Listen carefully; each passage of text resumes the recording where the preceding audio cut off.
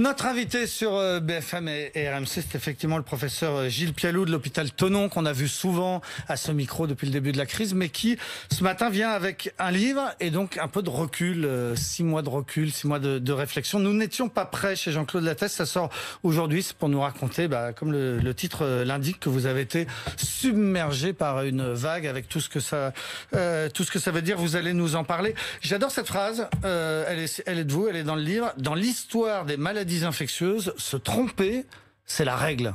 C'est-à-dire qu'on a tous fait, vous les médecins, nous les journalistes, beaucoup d'erreurs depuis le début.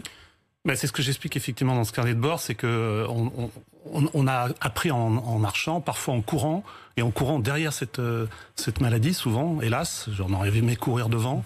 C'est vrai que c'est un accéléré des maladies émergentes. Alors, on peut pas faire le parallèle avec l'histoire du VIH parce que c'est sur 30 ans, parce que c'est différent, etc. Mais il y a des parallèles avec les maladies émergentes. Par définition, quand quelque chose émerge, on se trompe. Parce qu'on voit arriver quelque chose qui vient de loin, etc. Et on l'a vu dans le modèle de Covid. Comme je le raconte, on a regardé la Chine de loin, on a regardé l'Italie un peu de haut, et alors qu'on avait déjà les pieds dans l'eau. Et je pense qu'effectivement, ça fait partie de cette vision et ce manque de recul qu'on a quand on est dans le combat, comme je le décris au jour le jour. Symbole de ces erreurs commises, c'est l'affaire du masque. On a tous en tête, alors qu'aujourd'hui, on apprend que le masque sera dès le 1er septembre obligatoire dans les entreprises, dans les open space, dans les lieux communs au bureau. On se souvient tous des politiques qui nous expliquaient que c'était absolument pas nécessaire. Alors, oui, quand j'ai vu ça, alors je viens pas avec le livre, mais on a un livre de maladies infectieuses qui est un livre qui fait 700 pages, et j'ai regardé, évidemment c'est l'édition d'avant, j'ai regardé combien était consacré au coronavirus, 1 page. Mais cette page montre très bien, et on sait déjà depuis des dizaines d'années que pour prévenir la transmission de virus respiratoires, il faut mettre des masques. Donc là, c'est typiquement un moment où le discours politique et le discours scientifique ont divergé, et on ne pouvait pas utiliser, on a malheureusement... il y a eu une collusion que je dénonce un petit peu dans le livre entre le politique et le scientifique, pas tellement le conseil scientifique, mais certains experts. On ne pouvait pas utiliser la science pour justifier ce qui a été dit sur le masque et qui est effectivement dans tous les bêtisiers et qui est hallucinant et qui impacte sur la façon dont les gens perçoivent le masque et n'ont pas encore compris, ne sont pas prêts finalement à cette deuxième vague et à faire... Et il n'y a pas que le masque. Le masque, c'est une prévention combinée. C'est symbole, c'est la partie émergée de l'iceberg des erreurs. C'est très important de dire que c'est pas le masque à la place des autres mesures barrières, de la distanciation sociale, du lavage de mains, des solutions hydroalcooliques. C'est très important, ça. En attendant, aujourd'hui, l'actualité, c'est le masque dans les entreprises. Oui. Vous y êtes favorable? Complètement. J'y suis complètement. Et je pense que là aussi, il n'y a pas que le masque dans les entreprises. Il y a par exemple, les gens qui rentrent dans l'entreprise et qui reviennent de voyages de régions à risque, la Catalogne ou autres.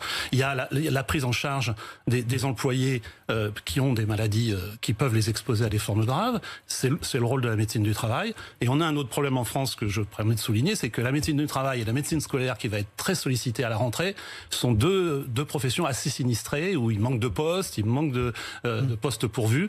Et je pense que ça va être compliqué. Mais sur le lieu du travail, il y a une réponse à toutes les problématiques, que ça soit le réfectoire, la machine à café, la distanciation, l'open space, etc. Donc il y a une réponse et je pense que les entreprises, c'est leur responsabilité de s'équiper. Et sur la question du masque, vous pensez qu'il y aura un jour des procès?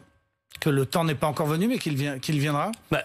Comme vous l'avez compris, parce que vous l'avez lu, c'est pas un livre de règlement de compte. Moi, je suis pas une commission d'enquête, je suis pas juge d'instruction, etc. Est-ce qu'il y aura des procès? Bien sûr qu'il y aura des procès. Il y a déjà énormément de plaintes. Après, je veux dire, il faut le temps, vous l'avez dit tout à l'heure en introduction, dans ces crises comme ça, il faut le temps de la réflexion, et malheureusement, le temps de la réflexion, on l'a pas, puisqu'on est déjà dans autre chose, qu'on n'appelle pas la deuxième vague. Donc, effectivement, moi, je plaide un peu pour le recul, mais des procès, oui, il y en aura. Alors, vous dites donc, se tromper, c'est la règle, des erreurs, on en a tous fait. Alors, vous citez quelques noms, y compris de médecins pour lesquels vous avez énormément de respect. Yazdan Panane, vous dites, c'est le meilleur d'entre nous. Ça l'a pas empêché de se planter? Non, mais il faut voir aussi la date. Je veux dire, quand vous étiez y compris moi, finalement j'ai trouvé en janvier, quand on nous demandait si on était prêt, la plupart des gens considéraient qu'on était prêt parce que certains étaient sur un modèle qui était faux, qui était le modèle grippal, et d'autres étaient sur le modèle du SRAS de 2003 où il y avait eu 3000 cas et 2 cas en France. Quelques centaines de morts seulement. Donc on était dans quelque chose qu'on allait gérer. Évidemment, très vite, on s'est aperçu que c'était pas le cas, et très vite, on s'est aperçu qu'on n'avait pas anticipé, que personne n'avait anticipé Donc cette erreur de sous-estimation, ce qu'on a appelé la grippette, la grippounette au début. Vous avez même des groupes WhatsApp, vous, avec vos collègues, vous continuez à appeler ça la grippounette. C'est notre groupe WhatsApp moment. À l'intérieur du service. Ouais, la grippounette, il s'appelle le groupe. Tout le monde l'a fait, cette erreur-là, de ne pas prendre assez au sérieux, assez vite l'épidémie. Disons qu'il y en a qui l'ont fait plus que d'autres, et puis il y en a qui se sont enfoncés dans cette... pendant, y compris sur votre chaîne, hein, pendant, on a vu des experts ou des prétendus experts expliquer que la grippe... Mais y compris les autorités américaines, on va prendre hors de France. Les autorités américaines, moi quand je faisais mes cours au mois de janvier sur le Covid, j'avais une diapo américaine qui raillait le fait qu'il n'y avait pas de décès du Covid et qu'il y avait 15 000 morts de la grippe. Bon, quand vous voyez que c'est le pays le plus endeuillé du monde, les États-Unis, 170 000 décès, le pays le plus endeuillé du monde, et qui a fait des erreurs successives. Donc on n'est pas les seuls. Après, il y a les erreurs politiques. Voilà, ça c'est une chose. Alors, et puis il y a des erreurs scientifiques. Alors il y a des erreurs scientifiques et politiques. Le professeur Raoult, vous l'appelez le savant de Marseille, et vous dites bon bah lui, il a pollué le débat, il a clivé la société française, il a été soutenu par des politiques en France comme Christian Estrosi, comme Donald Trump aux États-Unis. Vous êtes assez sévère avec lui, hein? Ben, au début, c'est ce que j'explique, je voulais pas en parler. Mais comment on peut faire un livre sur ce qui s'est passé sans parler de l'hydroxychloroquine? Parce que l'hydroxychloroquine, c'était une bonne idée transformée en crise et en drame, finalement. Hein. Il faut le drame de l'information et de l'information scientifique, et ça fait énormément de mal à la culture scientifique. Donc, voilà. Et ceci dit, ce livre fait plus de 300 pages. Oui, mais n'empêche qu'il y a quelques lignes salées. Voilà, 6 pages salées. Je sais que ça intéresse beaucoup les journalistes, mais bon, voilà, c'est pas un livre qui répond au professeur Raoult. Je pense qu'il est assez grand pour se défendre lui-même, mais la situation a été catastrophique. Vous avez remarqué qu'on l'entend plus, non? Oui, enfin bon... Après, il y a un moment aussi où il faut un peu revenir dans la raison, et je pense que on est allé trop loin dans cette histoire-là, et ça fait partie des choses. Vous dites, est-ce qu'il y aura des procès? Mais je ne sais pas. Il y aura sûrement des procès, mais il y aura aussi des commissions d'enquête. Elles sont en cours, et puis il y aura aussi à clarifier dans cette profession large qui s'occupe des maladies infectieuses, parce qu'il n'y a pas que les infectiologues qui s'occupent du Covid. Il y a les réanimateurs, il y a les services d'urgence. Il faudra comprendre comment on est allé aussi loin. Je dis on, hein. C'est vous et nous et lui. Dans cette histoire d'hydroxychloroquine qui a pris une ampleur complètement démesurée et très péjorative. Non, mais c'est pour ça que je citais votre phrase, on s'est tous beaucoup trompés au départ, parce que c'est le préambule qui permet ensuite d'expliquer un certain nombre de choses. Il y a une scène qui revient assez souvent dans votre livre, enfin une image, c'est celle d'un patient couché sur le ventre. Parce que vous nous dites qu'en réanimation, c'est ça, on est entubé, et le plus souvent, il faut être couché sur le ventre. Et pour vous, ça a l'air d'être important de le dire à ceux qui aujourd'hui doutent d'une seconde vague, ou ceux qui continuent à parler d'une grippette. Et vous dites la défiance du masque aussi. Voilà, ou le masque. Vous dites qu'il faudrait mettre une GoPro sur le front d'une infirmière ou d'un infirmier pour que les gens réalisent que c'est qu'un patient couché sur le ventre en réa. La première fois que je l'ai dit, c'est à cette table, effectivement, parce que j'ai pris conscience, et c'est ce que je dis dans la postface du livre, c'est que en fait, il y a une abstraction incroyable dans cette histoire de Covid. C'est-à-dire qu'à la fois, il y avait une surcommunication des experts partout, une communication de la DGS tous les soirs avec les chiffres, les cartes, etc. Et à la fois, on a masqué ce qui se passait à l'intérieur de l'hôpital. L'hôpital s'est refermé sur lui-même pour 2 raisons. Des raisons à la fois politiques. Les caméras sont pas rentrées dans les réanimations. Je dis pas que la peur sert à faire passer le message de prévention. En général, ça a été un échec. On l'a vu dans la prévention contre le sida. Mais au moins, ça informe. Et là, cette maladie-là, elle est devenue une maladie de la mondialisation, une maladie surcommuniquée, et à la fois, on ne sait pas ce qui se passe à l'intérieur. Alors modestement, c'est pour ça que j'ai fait un carnet de bord et pas un livre de réflexion. Et effectivement, je pense, et j'ai écrit à mon directeur dans ce sens, je pense qu'il faut quand même montrer les choses. Il faut montrer les choses. Et dire... Juste sur ça, parce que je le redis, hein, c'est pas n'importe quelle réanimation. Vous voyez ce que je veux dire? C'est une réanimation très lourde, c'est des patients très lourdement sédatés, endormis. C'est des patients qui restent longtemps en réanimation. Et pour lequel il y a évidemment à la fois des séquelles et une modification complètement il y a la vie avant et la vie après. Et même si on manie pas la peur, c'est important de rappeler ça, et la réanimation n'est pas réductible à des statistiques. Alors vous dites c'est très lourd la réanimation, heureusement.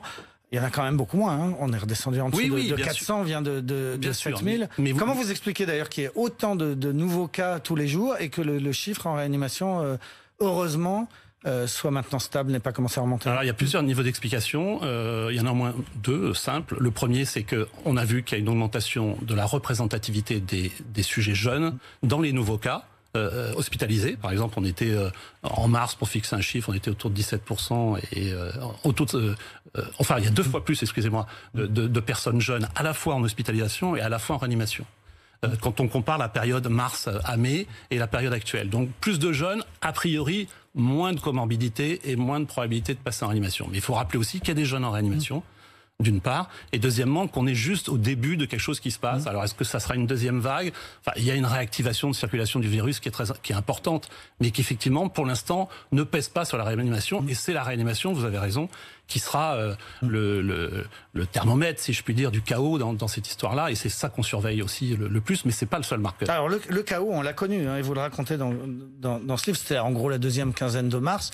On est passé pas loin de la rupture. Hein, vous racontez. Vous dites heureusement. On n'est pas arrivé jusqu'au point où j'aurais dû faire le choix de Sophie. Le choix de Sophie, c'est ce film où une mère doit choisir entre ses deux enfants lequel elle pas sauve. Moi, je dis c'était on. Ouais, on globalement. On n'est pas arrivé en France au stade où il a fallu choisir si on sauvait la vie d'un patient A plutôt qu'un patient B. Non, mais on n'a pas été loin. On n'a pas été loin de ça. Et en plus, je dirais, il y a encore plus grave. Et c'est un peu ce qu'on appelle le syndrome lombard, c'est-à-dire qu'il y a un moment où le service, c'est-à-dire entre les urgences, les services médicaux et la réanimation, n'arrive plus à éponger l'arrivée des malades graves. Et donc les malades graves ne rentrent plus dans la réanimation. Et meurent sur des brancards ou meurent dans des services de médecine où il n'y a pas les moyens de les réanimer. Il n'y a pas les moyens, il n'y a pas les appareils et il n'y a pas les ressources humaines. Donc, et ça, nous, en tout cas en Ile-de-France, mais c'est vrai aussi dans les Hauts-de-France, c'est vrai aussi encore plus dans le Haut-Rhin, on est passé pas loin de ça. Et alors vous racontez... Je mets en méfiance parce que j'ai lu quelques déclarations de fédérations hospitalières et tout ça qui disaient mais voilà, maintenant on sait qu'on peut faire 15 000 lits de réanimation alors qu'on en avait que 5 000. Méfiance. Méfiance parce qu'il y a d'autres malades à mettre en réanimation. Vous comprenez ce que je veux dire? Là, ce qui s'est passé, ce que je raconte dans le livre, c'est que on a fait effectivement, l'hôpital s'est vidé. Mais ça, c'est possible sur un temps court, avec en plus effectivement un impact sur la morbidité et la mortalité des autres maladies. Mais c'est pas possible dans la durée. Alors, à la date du 29 mars, je crois, de mémoire, puisque vous nous racontez, c'est un carnet de bord, hein, c'est votre journal intime, presque, j'allais dire. Non, non, c'est un journal... Ouais, avec une part d'intimité quand même. Un journal humain. Voilà, exactement. Alors, vous nous dites, à la date du 29 mars, il n'y a pas grand monde en première ligne aujourd'hui. Il n'y a pas grand monde au front avec nous. Et donc, il y a manque de monde dans votre service, dans votre hôpital. Et je crois comprendre, dites-moi si je me trompe, que c'est pas qu'une question de suppression de postes et d'appauvrissement de l'hôpital depuis des années, c'est aussi... qu'à cette date-là, dans ce lieu-là, il y a un certain nombre de soignants qui ont préféré rester à la maison. Il y a des gens, parce que c'est un peu tabou hein, comme question. Est-ce qu'il y a des soignants qui ont eu peur et qui, à un moment, en pleine crise, ont préféré rester chez eux? Non, j'ai pas écrit ça. Ce que j'ai écrit, c'est qu'il y a eu deux phénomènes. Un, on est arrivé dans un hôpital public qui était en crise. On l'a un peu oublié. Hein, on était dans la rue, en blouse, etc. à la fin de l'année 2019, avec des fermetures de lits, avec effectivement quand même du manque de personnel dans certains services qui vont être ultra sollicités. Des services de pneumologie et d'autres qui avaient des lits fermés par manque de personnel. Donc ça c'est une réalité. Et ce que je décris aussi un peu, c'est qu'au début, l'univers hospitalier, il ressemble à la société civile. C'est-à-dire qu'au début, les gens ont pensé que le tsunami allait passer à côté de leur spécialité, à côté de leur travail, à côté de leurs patients, etc. En fait, ça n'a pas été le cas. Et il y a même des organisateurs dans certains hôpitaux qui ont dit, nous, notre hôpital, il sera Covid-free.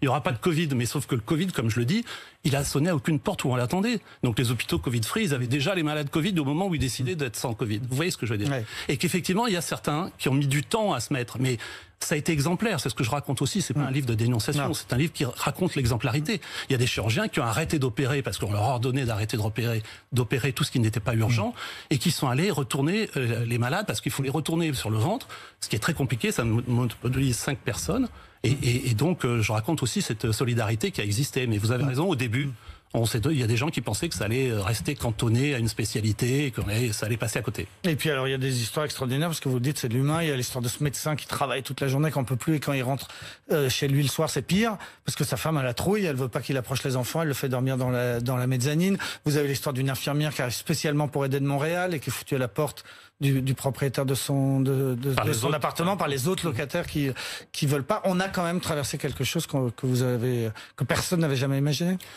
Personne n'avait imaginé une telle pression, quelque chose qui va mettre 3 milliards d'habitants sur la planète en confinement. Personne n'a écrit cette histoire-là. Enfin, je sais qu'il y a eu des livres de science-fiction qui ont pensé à ce genre de scénario, mais c'était justement précisément de la science-fiction. Mais là, on avait l'impression de vivre la science-fiction quand on se réveillait le matin et quand on s'arrêtait le soir. Sauf que ça s'arrêtait pas. Et quand effectivement ça a décru, on a commencé un peu à réfléchir, mais on n'a pas eu beaucoup de temps pour réfléchir avant de réfléchir à ce qui se passe en ce moment. Et d'un mot, donc Emmanuel Macron a fini par dire on va mettre de l'argent, quoi qu'il en coûte, un plan massif pour aider l'hôpital. Il va arriver cet argent ? Ben, je pense qu'il y a eu un Ségur, il y a eu un Ségur avec plusieurs milliards, 8 je crois. Donc ça c'est quelque chose qui a effectivement poussé ça, mais le problème de la déclaration dite de guerre et la déclaration de quoi qu'il en coûte du président, c'est que ça c'est adapté à une situation de crise serrée dans le temps, si je puis dire. Et là, si on s'inscrit dans la durée avec une circulation du virus, une pression comme on a en ce moment et qu'on voit, ça va être plus compliqué parce que voilà, il y a l'économie, il y a tout ce que vous avez traité sur cette antenne qui a un impact énorme et il va falloir trouver un équilibre. Voilà, derrière tous ces chiffres, la santé et l'économique. Derrière tous ces chiffres qu'on a cités jour après jour, donc depuis 6 mois ici et ailleurs, derrière tous ces chiffres, il y avait des gens et dans ce livre, vous nous racontez l'histoire de ces gens. Nous n'étions pas prêts, c'est votre carnet de bord par temps de coronavirus. Merci beaucoup, professeur. Merci à vous. Gilles Pialou d'être venu ce matin. Merci à vous.